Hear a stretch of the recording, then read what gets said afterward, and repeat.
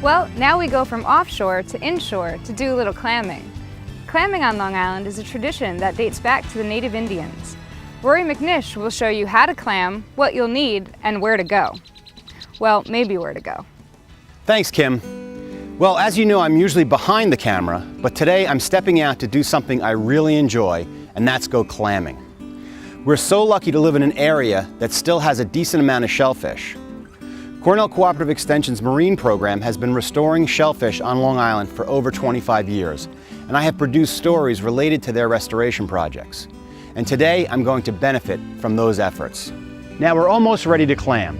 Make sure you have the right equipment. One important piece of the equation for effective clamming is the clam rig.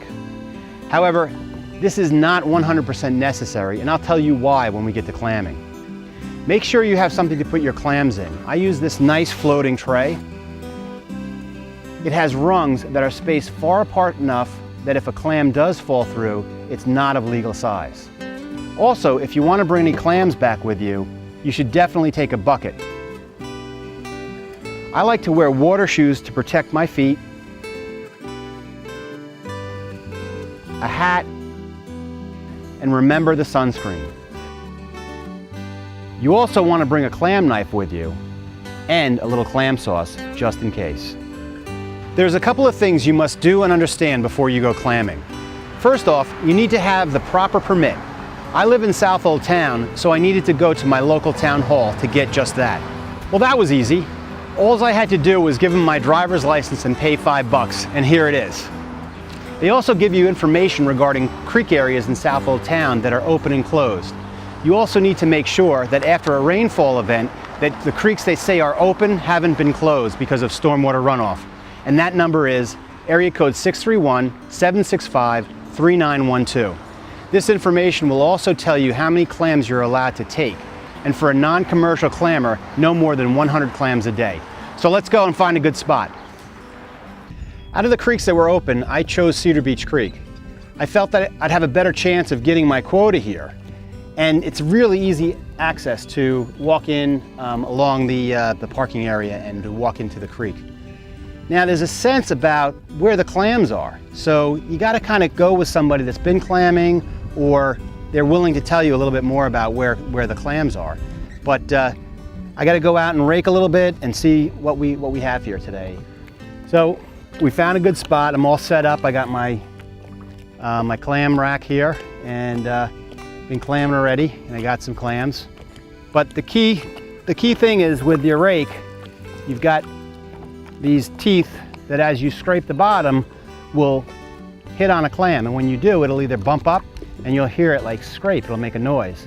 And you know you're onto something, and 9 times out of 10 it's gonna be a clam. So I'm gonna keep going and see what I got. And that, I don't think that's one, but it just kind of hit lightly. You can almost tell when it's not a clam too, because the clam is so solid that you know, because it's dug in, you know. And usually rocks don't dig in like that. Rocks are on the top, so it makes like a scattered noise. Where when you hit on a clam, it's solid. And I think I got one. And then you just dig it up. Sure enough, I was right. Because when you do it enough, you get the feel of it, and you know when you hit on it. Yep, that's a shell. It definitely felt different. Look, that was cool because I just put my rake down and I hit on one. And you don't have to dig too hard out here. And the key is you gotta find a spot where it's not real muddy and not real sandy. It's kind of a mixture of both. So you gotta kind of move around. You know, once you scrape a spot, you go to a new fresh area. Up. And sometimes you put your rake down and you just find one.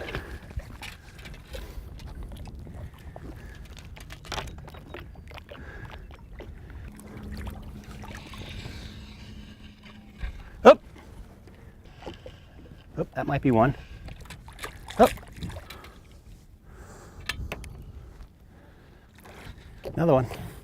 Before I had said you may not need a clam rake, and that's absolutely true. You could go in and feel around with your hands and actually get clams. It's a great, cool experience. And with your feet too, you can kind of go around with your feet. But the way that the clams are scattered around here, you're not going to hit on them, you know, too consistently. I'm kind of feeling around a little bit, but you know, the rake is so efficient that you know, I recommend the rake. Now, if I do hit on a clam, I think I did. Yep. Yep. Oop. I found one with my feet. So it is possible. And that's big enough, it didn't fall through. That was pretty cool.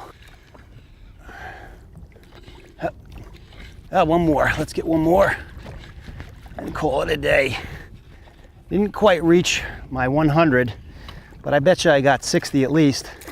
Started hitting on some big chowders. So, well, we're well on our way to having a bunch of nice fresh clams for dinner tonight. Yeah, it's hard work, but well worth it. There are so many dishes out there that you can do with clams. I suggest you go out and get a nice local cookbook to pick out your favorite clam recipe. Or if you want, you can just have them on the half shell.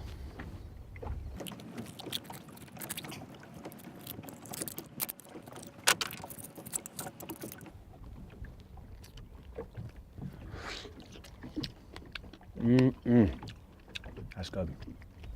Real good.